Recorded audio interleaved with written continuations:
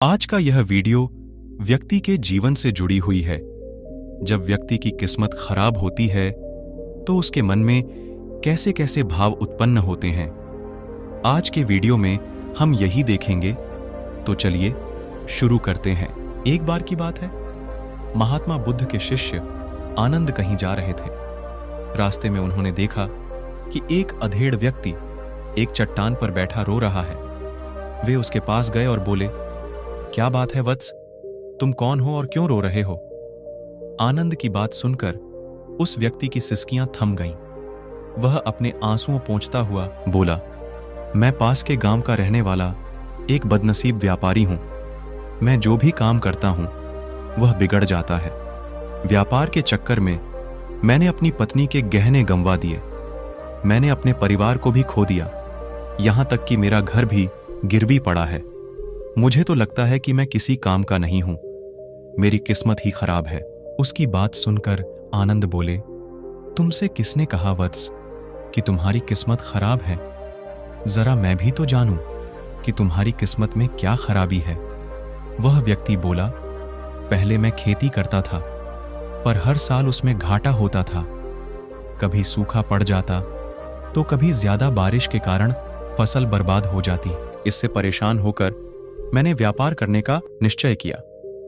मैंने पत्नी के गहने बेचकर अपना व्यापार शुरू किया, लेकिन मेरा व्यापार नहीं चला।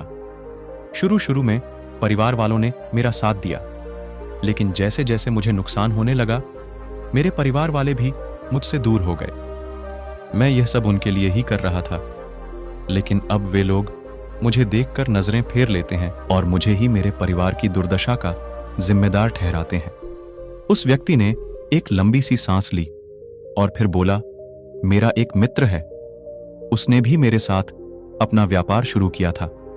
उसका व्यापार अच्छा चल रहा है। वह जब भी मेरे घर आता है तो अपनी सफलता की कहानियां सुनाता है। उसकी बातें सुनकर मेरे घर वाले भी कहते हैं कि उसे देख और कुछ सीख। हमें तो लगता है कि तेरे वश का कुछ भी नहीं है। उन लोगों की बातें सुन सुनकर अब तो मुझे भी लगने लगा है कि शायद मेरे वश का कुछ भी नहीं है। अब तो मुझे अपना जीवन ही व्यर्थ लगने लगा है। मेरे मन में ख्याल आता है कि अपना जीवन समाप्त कर लूं। मैं यहां आया भी इसी इरादे से था, लेकिन हिम्मत नहीं कर पाया। इसीलिए यहां एकांत में बैठा विलाप कर रहा था। आनंद बोले, ओह, तो ये बात है। वैसे क्या तुम इसके अलावा कुछ और भी कहना चाहते हो? उनकी बात सुनकर वह व्यक्ति बोला, एक ओर मेरा हर काम खराब हो जाता है, दूसरी ओर मेरा मित्र है जो हर समय मुझे नीचा दिखाने का प्रयत्न करता रहता है। मुझे समझ में ही नहीं आता है कि मैं क्या करूं। आनंद बोले, क्या तुम अपने मित्र की बातें सुनकर दुखी हो जाते हो? हां, मैं उसकी बातें सुनकर स्वयं दुखी हो जाता हूं। उस व्यक्ति ने जवाब दिया। आनंद ने पूछा, तुम्हें किस बात का दुख होता है? अपने असफल होने का या फिर मित्र के सफल होने का? उनका सवाल सुनकर वह व्यक्ति एक पल के लिए सोच में पड़ गया। फिर वह बोला, अगर सच कहूं तो मुझे अपने असफल होने का उतना दुख नहीं होता है जितना कि मित्र के सफल होने का होता है। अर्थात यदि तुम्हारा मित्र असफल हो जाए तो तुम्हें खुशी होगी? आनंद ने प्रश्न किया। वह व्यक्ति बोला, हां, मुझे बहुत खुशी होगी। इसका मतलब है कि तुम्हारी खुशी तुम्हारे मित्र पर निर्भर है। आनंद बोले, अगर वह चाहे तो तुम्हें खुश कर सकता है, और अगर वह चाहे तो तुम्हें दुखी कर सकता है। तुम स्वयं से न तो खुश हो सकते हो और न ही दुखी हो सकते हो। अर्थात तुम अपने मित्र के गुलाम हो गए हो, इसलिए तुम्हारा कुछ नहीं हो सकता। ऐसा न कहें महात्मन। उस व्यक्ति ने हाथ जोड़ दिए। आपकी बातें सुनकर मुझे कुछ आशा बंध रही है। आनंद बोले, जब हम किसी से आशा बांध लेते हैं तो उस पर निर्भर हो जाते हैं। ऐसे में हमारी खुशी और दुख भी उस पर निर्भर करने लगता है। इससे बेहतर है कि तुम अपने आप से आशा बांधो। जब तुम ऐसा करोगे, साथ ही पूरे जतन से काम करोगे, तो तुम्हें सफलता अवश्य प्राप्त होगी। कहते हुए आनंद ने एक पल के लिए उस व्यक्ति की ओर देखा फिर अपनी बात आगे बढ़ाई। तुम्हें लगता है कि तुम्हारा मित्र तुम्हें दुखी करने आता है, पर अगर विचार करो तो वह बातें तो सच्ची ही कहता है। वह अपने संघर्ष और अनुभव की बातें बताता है। तुम उन बातों से बहुत कुछ सीख सकते हो। तुम्हें इसके लिए उसका धन्यवाद करना चाहिए कि तुम्हें घर बैठे कुछ अनुभव मिल रहे हैं। तुम उन अनुभवों का लाभ उठाओ, नई शुरुआत करो, कर्म करते जाओ, हार मत मानो। एक दिन तुम्हें सफलता अवश्य मिलेगी।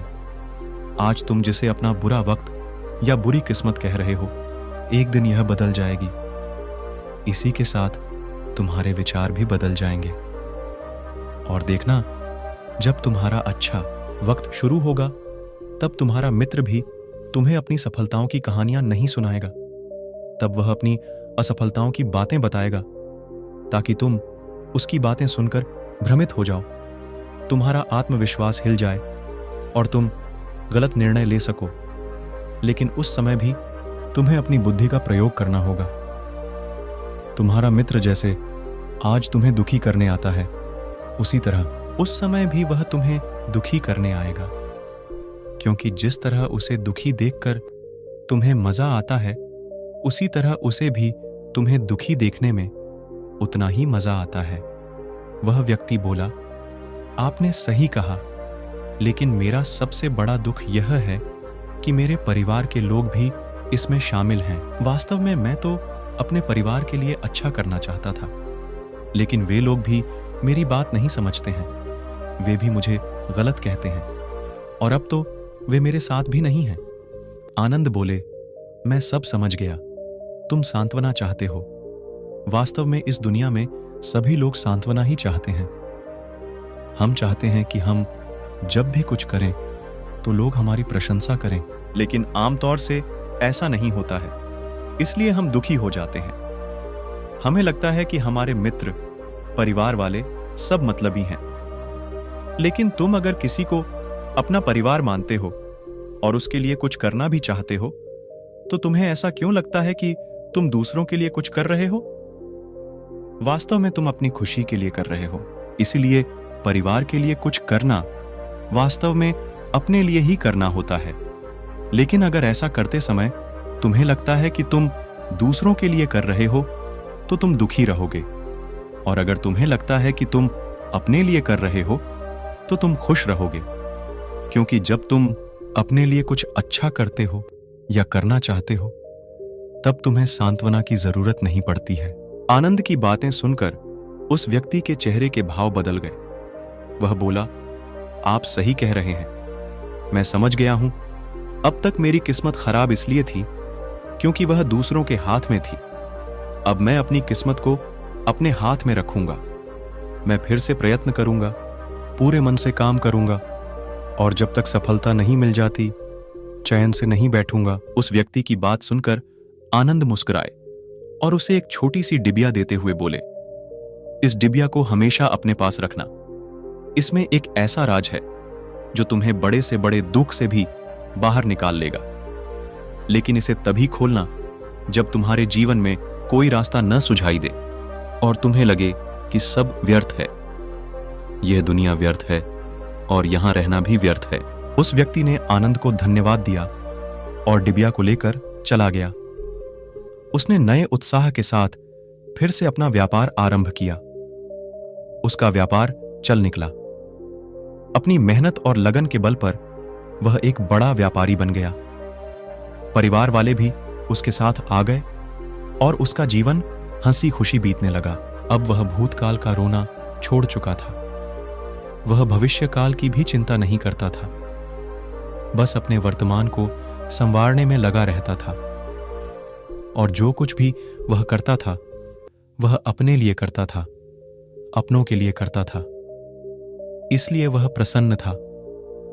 उसके जीवन में अब कोई दुख नहीं था। लेकिन वक्त हमेशा एक जैसा नहीं रहता है, वह बदलता रहता है। उसके जीवन में भी बदलाव आया। एक दिन उसके राज्य पर पड़ोसी राजा ने चढ़ाई कर दी। उसने इस राज्य पर अपना कब्जा कर लिया। उसके सैनिकों ने चारों ओर लूटमार मचा दी। उन्होंने व्यापारी का सारा धन लूट लिया। उसके घर में आग लगा दी। जान बचाने के लिए उसे अपने परिवार के साथ वहां से भागना पड़ा। वह व्यक्ति अपने परिवार के साथ कई दिनों तक इधर उधर भटकता रहा। वह दाने दाने को मोहताज हो गया। उसका बच्चा बीमार हो गया। इलाज के अभाव में वह तड़पने लगा। यह देखकर उसका हृदय चीत्कार कर उठा। वह कैसे अपने बच्चे का इलाज कराए? उसके पास तो खाने के लिए भी पैसे नहीं थे। ऐसे में उसे एक बार फिर निराशा ने घेर लिया। उसे लगने लगा कि उसका जीवन व्यर्थ है, सारी दुनिया व्यर्थ है, किसी भी बात का कोई मतलब नहीं है। भले ही आप जीवन में कितना भी कुछ कर लो, कितनी भी सफलता हासिल कर लो, पर अंततः यह जीवन समाप्त ही होता है। तो फिर ऐसे में जीवित रहने का क्या फायदा? इससे तो अच्छा है कि वह अपना जीवन समाप्त कर ले। लेकिन तभी उसके दिमाग में आनंद की दी हुई डिबिया कौंध उठी। उसने उत्सुकता के साथ उसे खोला। डिबिया के भीतर एक पर्ची रखी हुई थी। पर्ची पर कुछ लिखा हुआ था। उसे पढ़कर उसकी आंखों के आगे छाया निराशा का अंधेरा छंट गया और वह मुस्कुरा पर रहा। पर्ची पर लिखा हुआ था, यह समय भी बीत जाएगा। उसने डिबिया को अपनी मुट्ठी में भींच लिया और एक नई शुरुआत के लिए उठ खड़ा हुआ। दोस्तों, अगर आप भी ऐसी ही परिस्थिति से गुजर रहे हैं तो निराश न हों।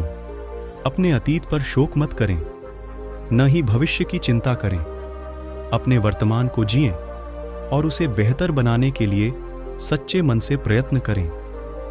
यकीन जानें, जल्दी ही आपकी किस्मत भी बदलने वाली है। दोस्तों, हमें उम्मीद है कि आपको ये वीडियो पसंद आएगी।